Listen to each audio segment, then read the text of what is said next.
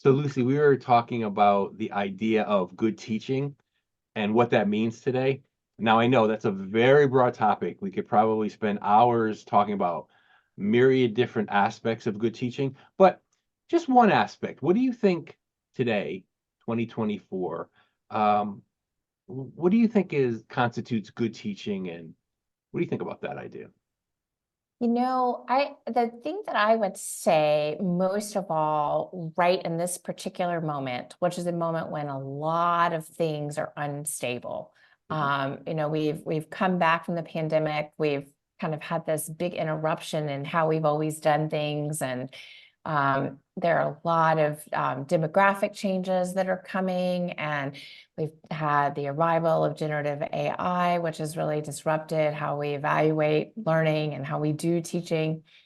The thing that I would say really constitutes good teaching right now is approaching everything with a spirit of curiosity, of reviving. And it is so easy right now to just batten down the hatches, and just try to hang on for dear life to whatever it was you were doing that you think it could work.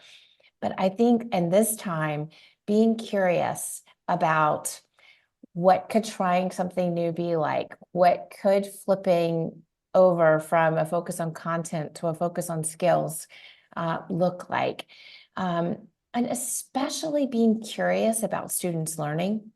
I think a lot of us are um, a whole range of emotions, from surprised to disappointed, to kind of excited about the ways that students are learning now, and the ways that they look at learning and what they see as useful or not useful. And so curiosity about learning, about what is effective learning, and then just on the micro level, even curiosity about your students learning, where they are in the course, what they're feeling, getting information about like their relationship to the topic beyond grading, to see how they're doing on assessments with something like exit tickets or something like that, but also just to kind of take the temperature of like where learning is fitting into their lives right now and how they're able to kind of see themselves as learners. So I feel like that spirit of curiosity is the thing that's really going to be sustainable in this moment. And it really just means reframing questions, not to be like, oh, now I have to redesign the test, but like, it looks like that's not working. I'm curious about what could work. I think one of the things that's hard, and we could go into this later maybe, is just that we, at the same time, have a culture that is very, very hard to fail in. And the stakes are very, very high for instructors to just get it right. And there's not a lot of breadth for experimentation. So I know when people hear me say like, oh, just be curious, they're like, it's not so easy. And let me tell you why. And I'd love to talk more about that. But tell Sure. me, Michael, what you think. Well, we both worked at the same teaching and learning center at Columbia, and I think we got teaching and learning are really connected. So for me, I think as someone who is trying to understand the learning sciences for my own work as a designer, I think that good teaching might include understanding how we learn. The more a teacher can understand how students learn, that teaching can change.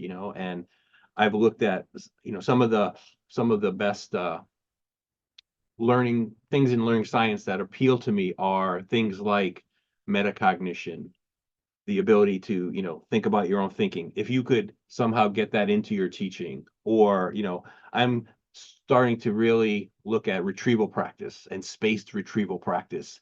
It's a great way to learn, to be able to go back and try get your brain to retrieve what you learned is a wonderful way for your brain to function, and you learn more by retrieving. Can we put more of that into our teaching? A lot of times there's no room for it. I understand teachers who have 12 units to get through in 15 weeks, so it's week 1, 2, 3, a break, and keep. There's no room to go back, but maybe good teaching is trying to look into that as how do I build that kind of retrieval practice into my teaching? How do I build metacognition into my teaching? Feedback is a big useful tool in teaching. Can I talk to a designer and can they help me build a better feedback mechanism for my students so they're getting the right feedback at the right time?